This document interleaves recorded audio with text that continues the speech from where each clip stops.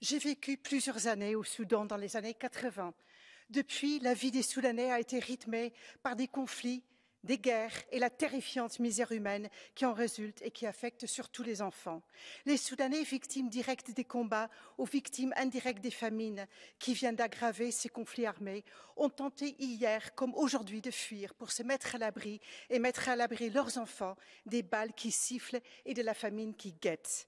L'aide alimentaire, dont d'organismes internationaux se retrouvent régulièrement sur le marché noir et sont revendus à des prix d'or par des réseaux mafieux ou au profit de responsables locaux corrompus. Mais comment parler de l'état de droit dans un pays qui, depuis son indépendance, a connu tant de coups militaires, qui n'a jamais connu ni la paix durable, ni le fonctionnement démocratique et qui est rongé par une corruption endémique? Comment parler des droits fondamentaux à un peuple qui a faim et qui voit ses enfants mourir? Les droits fondamentaux, pour eux, c'est de pouvoir survivre à la guerre, à la famine et de voir le bout d'un tunnel de longues souffrances. Comme je l'ai proposé à maintes reprises, il est urgent de mettre en place des couloirs humanitaires vers des villes asilia, des villes sous protection internationale à proximité des centres de crise humanitaire qui ont pour vocation d'offrir protection, soins, éducation, nourriture aux populations menacées.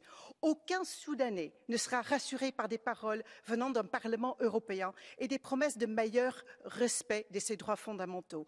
Aucun discours ici au Parlement va lui apporter la sécurité qu'il recherche et ne va sérieusement le dissuader de partir sur les dangereux chemins de l'immigration. Mais il pourrait trouver une réponse rapide et concrète aux menaces qui pèsent sur lui et sur sa famille dans une ville asilia. Pour avoir vécu au Soudan, je peux affirmer que les déserts que les migrants vont traverser est un étendue de sable avec des températures suffocantes. Les déserts, c'est un monstre qui tue. L'humanisme de l'Union européenne, c'est d'agir vite sur les terrains, de prêter main forte pour stabiliser bien sûr le pays et son peuple en désarroi et d'engager le Soudan sur la voie de la reconstruction. C'est de préparer l'avenir des Soudanais, qui n'est pas ici en Europe, mais chez eux, sur la terre de leurs ancêtres.